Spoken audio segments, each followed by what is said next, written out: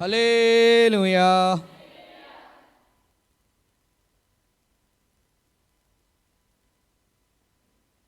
దేవుని పరిశుద్ధ నామానికి మహిమ కలుగును గాక. హల్లెలూయా. మన ప్రభువును రక్షకుడైన యేసుక్రీస్తు పరిశుద్ధ నామములో ఈ 3వ మాసం మొదటి ఆదివారానికి చేరువచ్చిన మీ అందరికీ వందనాలు. మంచిది. రాత్రి జరిగిన పరిశుద్ధాత్మ కూడిక మరియు మాసాంతర ఉపవాస ప్రార్థనలో ప్రభు తోడుగా ఉండి నూతన దినాన్ని, నూతన మాసాన్ని, నూతన వారాన్ని మనకిచ్చి దేవుని సన్నిధిలో కూర్చోడానికి దేవుడిచ్చిన మంచి భాగ్యాన్ని బట్టి మనం ఎంతో ధన్యులం. చదవబడిన కీర్తన భాగం 35వ కీర్తన 19 నుంచి చివరి వరకు. దాన్ని మనం కొన్ని నిమిషాలు ప్రార్థన పూర్వకంగా ధ్యానం చేద్దాం. దేవుని పేరిట 2-3 ఆయన పేరిట కూడి ఉంటే అక్కడ నేను ఉంటాను అని దేవుడు వాగ్దానం చేశాడు. కాబట్టి మన మధ్యలో ఆత్మరూపిగా, మన మధ్యలో మాత్రమే కాకుండా దేశంలో ఆయా స్థలాల్లో, ఆయా ప్రాంతాల్లో, మందిరాల్లో కూర్చొని దేవుని నామాన్ని కనపరుస్తున్న వాళ్ళ మధ్యలో దేవుడు కూడా ఉన్నాడని విశ్వాసంతో మనం దేవుని వాక్యం వినడానికి ప్రయత్నం చేద్దాం. 19వ చరణం నుంచి మనం 28వ చరణం వరకు చదివాం. దాన్ని ధ్యానం చేద్దాం. అందరూ కూడా శ్రద్ధగా దేవుని వాక్యం వినాల్సిందిగా దేవుని పేట మీ అందరికీ జ్ఞాపకం చేస్తున్నాను. గడిచిన 2 వారాలుగా మనం ఈ కీర్తన భాగాన్ని ధ్యానం చేస్తున్నాం. గడిచిన మాసంలో 2 వారాలు, ఈ మాసంలో మొదటి వారం, మొత్తంగా 3 వారాలుగా మనం కీర్తన భాగాన్ని ధ్యానం చేయడానికి దేవుడు ఎంతో కృపనిస్తున్నాడు. హల్లెలూయా. అక్కడ కీర్తనకారుడు మాట్లాడుతూ ఏం చెప్తున్నాడు అనంటే 19వ చరణంలో, నిర్హేతకముగా నాకు శత్రులైన వారిని నన్ను గూర్చి సంతోషింపనీయకుమా అంటున్నాడు. పరిశుద్ధుడా మీకు స్తోత్రాలు. ఈ పూట క్లుప్తంగా ఈ కీర్తన భాగాన్ని ధ్యానం చేయబోతున్నా మీ సహాయాన్ని తోడుగా ఉంచి మాతో మాట్లాడి కృప చూపించి మహిమ పొందండి. యేసు నామములో ప్రార్థిస్తున్నాం తండ్రి, ఆమేన్. నిర్హేతకముగా నాకు శత్రులైన వారిని నన్ను గూర్చి సంతోషింపకనీయకము అని చెప్తున్నాడు. నిర్నిమిత్తముగా నన్ను ద్వేషించు వారిని కన్ను గీటనీయకము అని చెప్తున్నాడు. వారు సమాధానపు మాటలు ఆడరు. దేశమందు నెమ్మదిగా నున్నవారికి విరోధముగా వారు కపట యోచనలో చేస్తున్నారు. ఎవరి గురించి ఈ మాటలు చెప్తున్నాడు భక్తుడు అంటే శత్రుల గురించే, మరెవరి గురించి కాదు.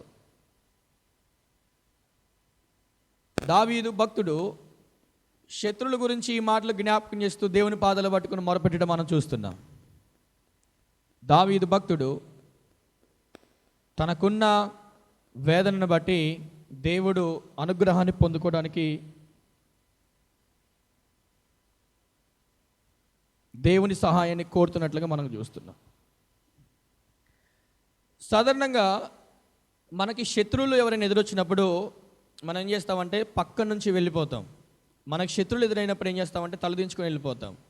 మనకు శత్రువులు ఎదురైనప్పుడు మనం ఏం చేస్తామంటే కోపంగా, ఈర్ష్యతో, అసూయతో ఆలోచించుకుంటూ వెళ్ళిపోతాం.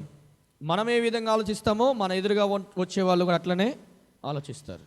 మనం వాళ్ళకి శత్రువులు అయినప్పుడు వాళ్ళు కూడా మనకు శత్రువులు అవ్వచ్చు, అవ్వకపోవచ్చు.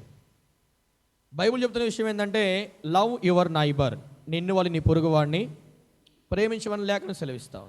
సో నీ పొరుగువాడిని ప్రేమించమని లేఖనం సెలవిస్తుంది. మనము వేరే వాళ్ళని శత్రులుగా చూస్తున్నప్పుడు వేరే వాళ్ళని మనం శత్రులుగా చూస్తారంటానికి కూడా ఏమీ అవకాశం లేదు. వాళ్ళ మిత్రులుగా కూడా చూసే అవకాశం ఉంది. కానీ నేను మీకు పోయిన వారం చెప్పాను, ఏం జ్ఞాపకం చేశాను అని అంటే దేవుని పాదాలు పట్టుకొని శత్రువుల గురించి దావీదు ఉపవాసం ఉన్నాడని మీకు జ్ఞాపకం చేశాను. అక్కడ ప్రార్థన చేసినట్టుగా మనకు కనబడుతుంది. దేవుని పాదాలు పట్టుకొని శత్రువుల కోసం ఉపవాసం ప్రార్థన చేస్తే దేవుడు ప్రార్థన ఆలకించకపోగా శత్రువులు మళ్ళీ ఇతని మీద తిరుగుబాటు చేసినట్టుగా మనం వింటూ వచ్చాం. దేవునికి స్తోత్రం. అదే మాదిరిగా ఇక్కడ మనం చూస్తున్నప్పుడు ఇక్కడ ఏం చెప్తున్నాడు, వారు సమాధానంగా మాట్లాడరు. అంటే ఒక అబద్ధము, జీవితంలో ఆడే ఒక అబద్ధము, లేకపోతే మాట్లాడే ఒక అబద్ధము జీవితంలో సమాధానం లేకుండా చేస్తుంది అని మీకు జ్ఞాపకం చేస్తున్నాడు. దేవునికి స్తోత్రం. నేను మళ్ళీ మాట చెప్పడానికి ఇష్టపడుతున్నాను. జీవితంలో మాట్లాడే ఒక అబద్ధము అది జీవితం మొత్తం కూడా సమాధానం లేకుండా చేస్తుంది. అది అనుభవించిన వాళ్ళకి మాత్రమే తెలుస్తుంది. దేవునికి స్తోత్రం. హల్లెలూయా.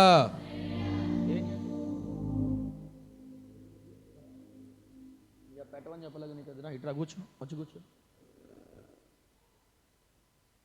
ఎందుకు డిస్టర్బెన్స్ అనవసరంగా? దేవునికి స్తోత్రం. హల్లెలూయా. సో వాక్యాన్ని మనం గమనిస్తున్నప్పుడు ఇక్కడ జీవితంలో మనము ఎన్నెన్నో అబద్ధాలు మాట్లాడుతున్నాం. అబద్ధాలు జీవితాన్ని నిలబెట్టేవే ఉంటున్నాయా, లేకపోతే జీవితాన్ని సమాధానం లేకుండా చేస్తున్నాయని మన విషయాన్ని మనం అర్థం చేసుకోవాలి. వాళ్ళు చెప్తున్న విషయం ఏంటంటే, దావీదు స్వయాన తన నోటితో కలముతో రాస్తున్న మాట ఏంటంటే, వారు సమాధాన మాటలు ఆడరంట. అంటే దావీదు ఎప్పుడు మాట్లాడినా శత్రుత్వంగా చూస్తున్నారు కాబట్టి, శత్రువులతో మాట్లాడేటప్పుడు అసహ్యంగా మాట్లాడతారు, శత్రువుతో మాట్లాడుతున్నప్పుడు హేళనగా మాట్లాడతారు, శత్రువుతో మాట్లాడుతున్నప్పుడు దూషణగా మాట్లాడతారు, శత్రువుతో మాట్లాడుతున్నప్పుడు అబద్ధం కూడా మాట్లాడతారు. కింద చదువుతున్నప్పుడు దేవుని వాక్యంలోంచి మనం దేవుని వాక్యాన్ని చదువుతున్నప్పుడు చూడండి, అక్కడ దేవుని పరిశుద్ధ లేఖన భాగంలోంచి 21వ వచనం చూస్తున్నప్పుడు, నన్ను దూషించుటకై వారు నోరు పెద్దదిగా తెరుచుకునిచున్నారు. పైనేమో సమాధానం లేదు, సమాధానం మాటలు మాట్లాడలేదు, కిందేమో నోరంట పెద్దదిగా తెరుచుకుంటున్నారు. అని నోరు పెద్ద తెరుచుకోవడం అంటే ఉన్నోరు కానీ డబుల్ అవటమా? అర్థమైంది అంటే వారు ఆ సమాధానంగా మాట్లాడే మాటలకి బిగ్గరగా మాట్లాడే మాటలకి చాలా వ్యత్యాసం ఉంటుంది. అంటే నోరు తెరుచుకునే అర్థమైందంటే నోరు తెరుచుకొని మాట్లాడుతున్నారని అర్థమైంది తెలుసు అక్కడ. అంటే వాళ్ళు ఏదో గొడవకి వాదానికి దిగుతున్నారని మనం అర్థం చేసుకోవాలి. అది చెప్తుంది అదే. ఏమని చెప్తున్నాడు? నన్ను దూషించుటకై వారి నోరు పెద్దదిగా తెరుచుకునిచున్నారు. ఆహా ఇప్పుడు వారి సంగతి మాకు కనబడదని వాళ్ళు మాట్లాడుకుంటున్నారంట. యెహోవా, అది నీకు కనబడట్లేదా? నీకే కనబడుచున్నది కదా, మౌనంగా ఉండమాకు నాయన, నా ప్రభువా నాకు దూరంగా ఉండమాకు అని చెప్తున్నాడు. నాకు న్యాయం తీర్చుటకు మేలుకో నా దేవా, నా ప్రభువా నా పక్షాన ఏం చేయను ఆయన, వేద్యమాడు. దేవునికి స్తోత్రం. హల్లెలూయా. దేవుడు దావీదు పక్షాన వేద్యమాడని చెప్తున్నాడు. వేద్యమాడని నాయన అని మొరపెడుతున్నాడు. రాత్రి కాలంలో కూడా సమూయేలు 2వ గ్రంథం 8వ అధ్యాయం 6వ వచనం అనుకుంటా 14వ వచనం అనుకుంటా మీకు చదివిచ్చాను. దావీదు ఎక్కడికి వెళ్ళినా కానీ యెహోవా అతను ఏం చేస్తాడంట, అది ఎక్కడికి వెళ్ళినా కాపాడుతున్నాడంట. అది బంధువుల ఇంటికి వెళ్ళినా, స్నేహితుల ఇంటికి వెళ్ళినా, గొర్రెల దొడ్లోకి వెళ్ళినా, శత్రువుల దగ్గరికి వెళ్ళినా దావీదు ప్రాణము దేవునికి చాలా ప్రీతికరమైంది. దేవునికి స్తోత్రం. ఆ ప్రీతికరమైన ప్రాణాన్ని దేవుడు వదులుకోవడానికి అందుకోసమే ఎక్కడికి వెళ్ళినా దేవుడు దావీదు ప్రాణాన్ని కాపాడుతున్నాడు. యాజ్ వెల్ యాజ్ ఇక్కడ కూడా దావీదు నాయనా నేను ఒక పుస్తకం రాశానే సమూయేలు గ్రంథంలో, ఆ పుస్తకం రాసినప్పుడు ఆ పుస్తకం నన్ను గురించి రాయించావు కదా, అక్కడ సమూయేలు నా గురించి రాస్తూ దావీదుని ఎక్కడికి వెళ్ళినా నువ్వు కాపాడావు అని రాశాడు కదా, ఇప్పుడు నేను నిన్ను అడుగుతున్నా, అదే మాట నాకు ఇప్పుడు కావాలి, నాకు ఇప్పుడు అవసరం, అది నాకు దూరంగా ఉండమాకు నాయన అని చెప్తున్నాడు. దేవుని వాక్యం మనం చదువుతున్నప్పుడు 23వ వచనంలో నాకు న్యాయం తీర్చుటకు మేలుకో నాయన అని చెప్తున్నాడు. దేవునికి స్తోత్రం. మేలుకోవడం దేవుడు నిద్రపోతున్నాడా? కాదు. అంటే మేలుకోవడం అంటే అర్థం ఏంటి అంటే, నా మీద దృష్టి పెట్టు, నీ సన్నిధి నాకు తోడుగా ఉంచు, నీ మనసు నా మీద పెట్టు నాయన, అది మేలుకోవటం అంటే. దేవునికి స్తోత్రం. నా కోసం మేలుకో, నా కోసం త్వరగా రా, నా ప్రార్థన ఆలకించు నాయన అని చెప్తున్నాడు. మనం కింద చదువుతున్నప్పుడు 23వ చరణము 2వ లైన్లో, నా దేవా నా ప్రభువా నా పక్షమున వేద్యమాటకు లెమ్ము, యెహోవా నా దేవా నీ నీతిని బట్టి నాకు న్యాయం తీర్చుము. నన్ను బట్టి వారు ఏం చేయొద్దంట. ఒకవేళ నేను కానీ నన్ను బట్టి వాళ్ళు సంతోషిస్తే నాలో నీతి, యథార్థత, ప్రేమ ఏది కూడా లేనట్లే. ఒకవేళ నేను కానీ వాళ్ళ బట్టి సంతోషపడితే అప్పుడు నాలో ప్రేమ, నీతి, యథార్థత, తగ్గింపు అన్నలో కూడా నాలో ఉన్నాయని నేను అనుకుంటాను. ఇప్పటికైతే నన్ను బట్టి వాళ్ళు ఏం చేయొద్దు, సంతోషపడద్దు, నన్ను బట్టి వాళ్ళు ఉల్లాసము చేయకూడదు ప్రవ్వా అని దావీదు కోరుకుంటున్నాడు.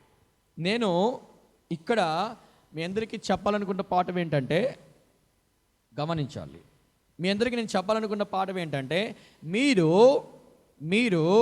మన శత్రువుల కోసం ప్రార్థన చేయాలి అనే మాట మనకు కనిపిస్తుంది. మిమ్మల్ని హింసించే వారి కొరకు ప్రార్థన చేయండి అని చెప్తున్నాడు. లూకా సువార్తలో మనం ఆ మాట చదువుతున్నప్పుడు అక్కడ మనకు కనిపిస్తుంది. చూడండి ఒకసారి ఆ మాట చదువుదాం. దేవుని పరిశుద్ధ లేఖన భాగంలోంచి ఒకసారి ఆ మాట మనం చదివే ప్రయత్నం చేద్దాం. మత్తయి సువార్తలో కూడా మనకు ఆ మాట కనిపిస్తుంది. ఒకసారి మత్తయి సువార్తకి వెళ్దాం. 6వ అధ్యాయంలో దేవుని వాక్యం మనం గమనిస్తున్నప్పుడు చూడండి, 5వ అధ్యాయము 43 నుంచి చదువుదాం. నీ పొరుగువాడిని ప్రేమించి నీ శత్రువును ద్వేషించమని చెప్పబడిన మాట మీరు విన్నారు కదా.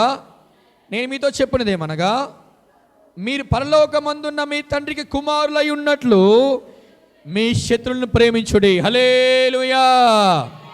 అంటే ఇక్కడ వాక్యం ఏం చెప్తుంది అంటే, మనం పరలోకానికి లేకపోతే దేవునికి కుమారులుగా కుమార్తెలుగా చలామణి అవ్వాలంటే మన శత్రువులను ఏం చేయాలంట? ప్రేమించాలి. ఇది చాలా కష్టమే, కానీ చేసే మిమ్మల్ని దేవుడు దీవించునుగాక. చేసే వాళ్ళందరినీ దేవుడు గణపరచునుగాక. దేవుని బిడ్డలారా, ఇక్కడ వాక్యం చెప్తుంది. ఇంకా చదవండి కింద. మీరు పరలోకమందున మీ తండ్రికి కుమారులై ఉన్నట్లు మీ శత్రువులను ప్రేమించుడి, మిమ్మల్ని హింసించు వారి కొరకు ప్రార్థన చేయండి. ఆయన చెడ్డవారి మీదను మంచివారి మీదను తన సూర్యుని ఉదయింపజేసి నీతిమంతుల మీదను అనీతిమంతుల మీదను వర్షము కురిపిస్తున్నాడు. మీరు మిమ్మును ప్రేమించు వారిని ప్రేమించిన ఎడల మీకేమి ఎనీ గాడ్ రివార్డ్, ఏ ఫలం కూడా మనము పొందలేం. అందుకే తర్వాత చదువుతున్నప్పుడు సుంకరులను అలాగే చేస్తున్నారు. సుంకరులు మరొక సుంకరులు ప్రేమిస్తున్నారు, మరొక సుంకరులు ఈ సుంకరుల్ని ప్రేమిస్తున్నారు.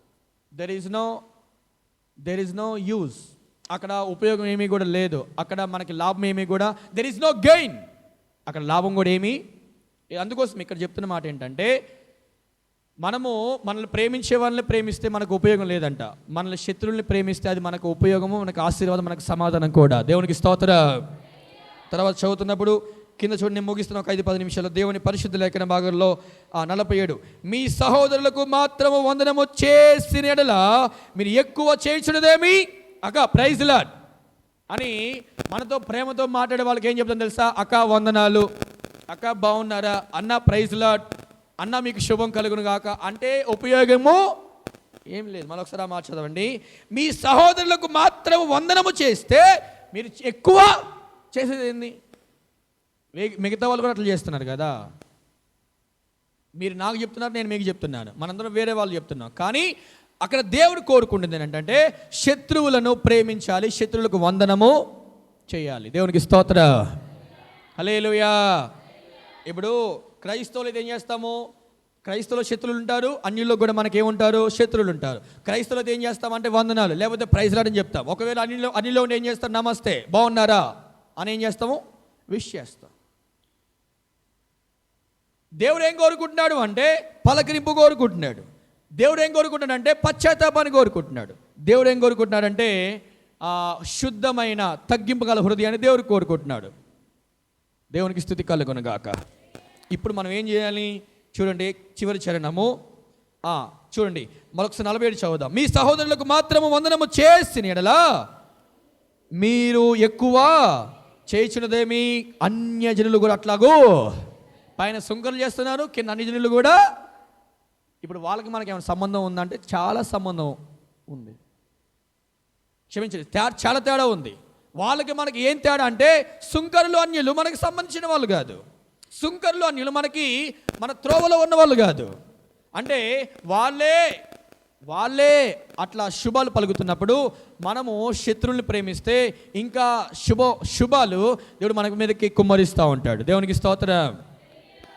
ఇప్పుడు కింద చెప్పాడు తెలుసా? మీ పరలోకపు తండ్రి పరిపూర్ణుడు కనుక మీరును పరిపూర్ణులుగా ఉండాలి అని కోరుకుంటున్నాడు. చివరి చరణం అది. మీ పరలోకపు తండ్రి ఎవరు? సంపూర్ణుడు. ఇప్పుడు మనం కూడా ఎలా ఉండాలి? సంపూర్ణులుగా. అందుకే ఎఫెసీ పత్రిక 4:11 అంటాడు, పరిశుద్ధులు సంపూర్ణులుగా మార్చబడాలి.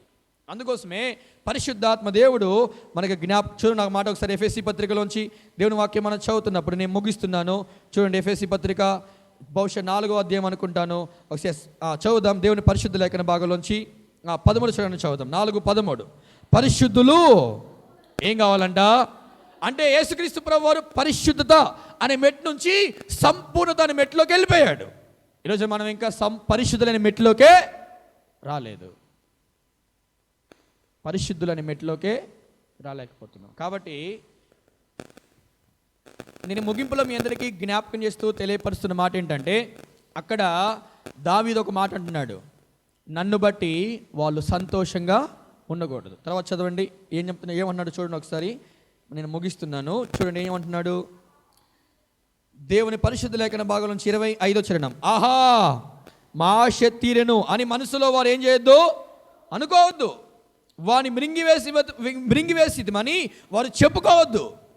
నా అపాయమును చూచి సంతోషించి వారందరూ అవమానం నందుదురుగాక, లజ్జపడుదురుగాక. నా మీద అతిశయపడే వారు సిగ్గుపడి అపకీర్తి పాలగుదురుగాక. నా నిర్దోషత్వమును బట్టి ఆనందించువారు ఉత్సాహధ్వని చేయాలి. దేవునికి స్తోత్రం. నా మీద అపాయము పండే వాళ్ళు సంతోషించకూడదు, కానీ నా నిర్దోషమైన భక్తిని చూసి వాళ్ళు ఏం చేయాలి, సంతోషంగా జీవించాలని ఆశపడుతున్నాడు. అంటే మనకి ఏం అర్థం కావాలి ఇక్కడ అంటే, చూడండి దేవుని వాక్యంలోంచి 21, 22, 23, 24, 25, 26 ఉన్నాయి కదా. ఈ 21 నుంచి 26 చరణాలు ఏవైతున్నాయో, ఈ 21 నుంచి 26 చరణ వాళ్ళకి ఏం చెప్తున్నారంటే, వాళ్ళు నా మీద సంతోషపడద్దు, వాళ్ళ మీద అతిశయపడద్దు, వాళ్ళ మీద ఉల్లాసంగా ఉండకూడదు అని చెప్తూ 27 అని చెప్పాడంటే, నేను బతికే నా నిర్దోషమైన జీవితం ఉందే, నేను బతికే నా తగ్గింపు జీవితం ఉందే, నా నిర్దోషమైన యథార్థమైన జీవితం ఏదైతే ఉందో, ఆ జీవితాన్ని చూసే వాళ్ళందరూ కూడా సంతోషంగా బ్రతకాలని కోరుకుంటున్నాడు. దేవునికి మహిమ కలుగునుగాక. ఇక చివరి చరణకు వస్తే, క్షమించండి, 27 చరణం మూలని చూడండి. ఉత్సాహధ్వని చేసి సంతోషిస్తారు, తన సేవకుని క్షేమమును చూచి ఆనందించి యెహోవా ఘనపరచబడునుగాక అని వారు నిత్యము పలుకుదురు. నా నాలుక నీ నీతిని గూర్చియు నీ కీర్తిని గూర్చియు దినమెల్లా సల్లాపములు చేస్తుంది అని మాట్లాడుతున్నాడు. కాబట్టి నేను మీ అందరికీ ఒక సహోదరుడిగా జ్ఞాపకం చేస్తున్న మాట ఏంటంటే, మనము దేవుని నీతిని గూర్చి ఆయన కీర్తిని గూర్చి ఉల్లాసము చేయాలనే మాట మనకు కనబడుతుంది. సో మందిరానికి వచ్చి మనం ఏం నేర్చుకుని వెళ్తున్నాం అనేది మనము ఒకసారి అబ్జర్వ్ చేసుకోవాలి, ఆలోచన కలిగి ఉండాలి. మందిరానికి వచ్చాము, పాటలు పాడడం అయిపోయింది, వాక్యములో మనకి దేవుడు నేను నేర్పించాడు అనేది మనం ఏం చేయాలి, రికగ్నైజ్ చేయాలి. గుర్తించకపోతే మనకి వాక్యం వంట పట్టదు. ఈరోజున దేవుడు మీకు ఈ పూట ఒకటి క్రొత్త విషయం నేర్పించాడా, రెండు క్రొత్త విషయాలు నేర్పించాడా, 3 క్రొత్త విషయాలు నేర్పించాడా అనేది మీరు ఆలోచించాలి. అసలు నేర్పించకుండా అనేది ఏదైతే ఉందో అది అనాలోచనది. ఖచ్చితంగా ఏదో ఒక విషయాన్ని మనం ఏం చేయొచ్చు అంటే నేర్చుకోవచ్చు. దేవునికి స్తోత్రం. హల్లెలూయా. నేర్చుకునే వాళ్ళమే, నేర్చుకుంటూ జీవించే వాళ్ళమే, నేర్చుకుంటూ జీవితాన్ని ముగించే వాళ్ళంగానే ఉండాలి. నేర్చుకున్నాము కాదు, నేర్చుకుంటున్నాము అనండి. ఇది అన్నారు ఏంది? నేర్చుకున్నాము కాదు, నేర్చుకుంటున్నాము అనండి. అది జీవితాంతం ఏం చేయాలి, నేర్చుకుంటూనే ఉండాలి. ఇంట్లో పనులైనా, మనకు రాని పని ఏదైనా ఏం చేయాలి, నేర్చుకుంటూనే ఉండాలి. వీళ్ళ కొరకు ప్రార్థన చేయండి. వీళ్ళు లైవ్ ఎలా ఇవ్వాలో వీళ్ళు నేర్చుకోవాలి. దేవుడు వాళ్ళని దీవించును గాక. హల్లెలూయా. దేవుని బిడ్డలారా, మీ అందరికీ నేను జ్ఞాపకం చేస్తున్న మాట ఏంటంటే, చర్చిలో ఏ పనైనా, బయట ఏ పనైనా, పరిచయలు ఏ పనైనా, సేవలు ఏ పనైనా మనం ఏం చేయాలి, నేర్చుకోవాలి. రాత్రి మీకు చెప్పాను కదా, అహరోను కుమారులు చెప్పిన మాట, అహరోను కుమారులు చెప్పిన మాట లేవీలు ఏం చేయాలి, తప్పకుండా నేర్చుకొని చేయాలని మీకు జ్ఞాపకం చేస్తాను. అందుకోసమే ఈ పూట నేను ముగిస్తున్నాను.